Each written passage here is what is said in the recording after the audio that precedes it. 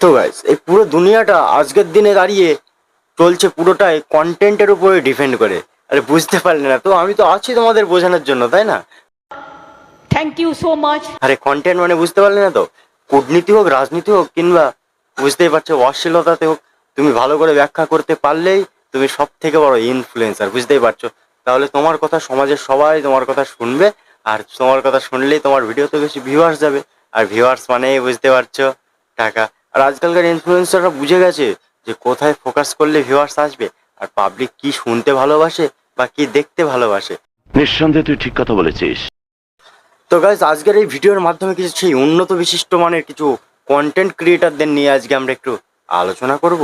তো যারা যারা এখনো চ্যানেলটা সাবস্ক্রাইব করোনি তারা সাবস্ক্রাইব করে নাও, আর চ্যানেলে নতুন থাকলে বুঝতেই পারছো বেশি বেশি করে দেখতে হবে, ভিডিও লাইক ফাইক করতে হবে, সাবস্ক্রাইব করতে হবে, আর বেশি বেশি করে ভিডিওটা শেয়ার করে দাও। তো চলো বন্ধুগণ, বেশি বকবাকার না করে দেরি ওই লাইক কমেন্ট আর সাবস্ক্রাইবারের মাধ্যমে দিয়ে ভিডিওটা শুরু করি।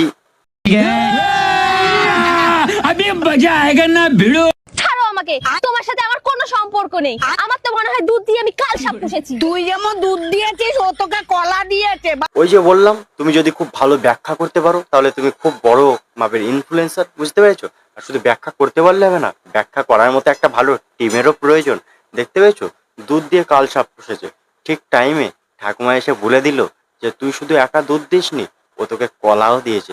না মানে দুধ কলার ব্যাখ্যা দিয়ে এরা কি বোঝাতে চাইছে সেটাই ছোট্ট কমেন্ট বক্সে তোমরা একটু কি আমাকে বোঝাতে পারবে গাইস? এটা তোমাদের উপরেই ছেড়ে দিলাম। समझ रहे हो समझ रहे हो आप समझ रहे हो ना। চিকেনের দাম 250 টাকা, পেট্রোলের দাম 104 টাকা, আর কন্ডোমের দাম মাত্র 20 টাকা। বলছি সরকারের দাবিটা কি? খাবো না, ঘুরবো না, সারাদিন শুধু লাগাবো।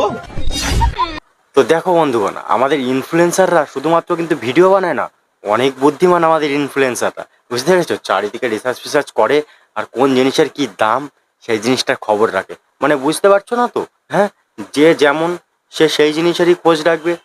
अभी बता है भाई, अभी बता है। যে দামটা কত চলছে, আপে চলছে না ডাউনে চলছে। তো মামনি শোনো, দামটা কেন কম রেখেছো এই জিনিসটা তাহলে বোঝো একটু ভালো করে, একটু দিমাগ খাটালেই তুমি বুঝতে পারতে, কিন্তু তুমি তো বুঝবে না, তোমার তো সেই বোঝার ক্ষমতাটা নেই। এই জন্য আমি তো আছি, আমি বলছি। ব্যাপারটা হচ্ছে তোমার উৎপাদ দিনের পর দিন এত বেড়ে চলেছে, তোমার উৎপাদ তো কমাতে হবে না, মানে ভাই তো কমাতে হবে। আর তোমার পিছনে বেশি ব্যয় করা যাবে না, তাই সরকার চিন্তা ভাবনা করে শুধুমাত্র তোমার জন্যই দামটা কমিয়ে রেখেছে। যাকে তাকে না দিয়ে যোগ্য প্রার্থীকেই দিন। না মানে গাইস, যোগ্য প্রার্থী মানে কি বলতে চাইছে? এ কি ভোটে দাঁড় করাতে চাইছে? আমি তো জানি সোনাগাছিতে গিয়ে যে টাকা দেয় সেই যোগ্য প্রার্থী হয়ে ওঠে, আর বাকিটা তোমরা বলো, তোমরা, আমি আর কি বলবো। প্যারি সমাজ গই। এটা ছেলেদের জন্য। এত ঘরে বসে হ্যান্ডেল মারার দরকার কি? যাও না 500 টাকা দিয়ে ওয়েতে এনজয় করে এসো।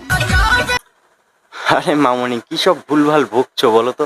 আমি মানছি তোমার ইনফ্লুয়েন্সার হওয়ার যোগ্যতা আছে, কিন্তু ইনফ্লুয়েন্সার হতে গেলে যে শুধু যোগ্যতা থাকলে হবে না, একটু বুদ্ধি থাকতে হবে। কারণ তোমার যদি যোগ্যতা নাই থাকতো তাহলে এই পাবলিক কি তোমাকে বুক ভরা ভালোবাসা দিয়ে ইনফ্লুয়েন্সার বানাতো বলো? মিথ্যা কথা, আমি বিশ্বাস করি না। কিন্তু ব্যাপারটা হচ্ছে, তুমি যে ক্রমে একটা নতুন বিজনেস খুলতে চাইছো কিন্তু গ্রাহক খুঁজে পাচ্ছ না, এটা ভালোভাবে বললেই হয় পাবলিককে, তাই না? পাবলিকের মাথায় তো আজকাল আর সিলেখা নেই, সব বোঝে। পাবলিক সোজা সাপটা গিয়ে তোমাকে সাপোর্ট করবে, আর না হলে তুমি হয়তো গোল্ডেন টিতে একটা বিজনেস খুলতে চাইছো কিন্তু গ্রাহক পাচ্ছ না। তো সোজা সাপটা বললেই হয়, কিন্তু একা একা ওই জায়গায় যে যেতে বলছো, একা একা ওই জায়গায় গিয়ে কি করবে তুমি যদি না থাকো, তাই না? তো যারা বোঝার তারা ভালোই বুঝে গেছে। আর কি বুঝলে তোমরা সেটা একটু ছোট্ট কমেন্ট বক্সে একটু জানিও কেমন। समझ रहे हो समझ रहे हो आप समझ रहे हो ना। পৃথিবীর সব থেকে অপ্রয়োজনীয় জিনিস কি জানো? ছেলেদের দুধু। না মানে ছেলেদের দুধ নিয়ে তোরা এত মাথা ঘামাচ্ছিস কেন সেটা আমি বুঝতে পারছি না। বলছি কি মামনি, মুখের ভাষা ফুরিয়ে গেল আর দেখানোর জিনিস শুকিয়ে গেল নাকি, যার কোনো কন্টেন্ট খুঁজে পাচ্ছ না?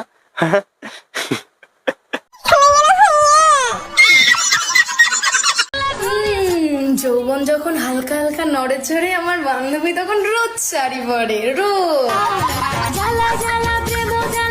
তোর বান্ধবীর যৌবন আছে তাই শাড়ি পরে নাড়িয়ে চাড়িয়ে দেখাচ্ছে, তোর মতো তো আর শুকিয়ে যায়নি যে তুই দেখাতে পারছিস না বলে হিংসা করছিস, সেটা সোজাসাপটা বললেই হয়।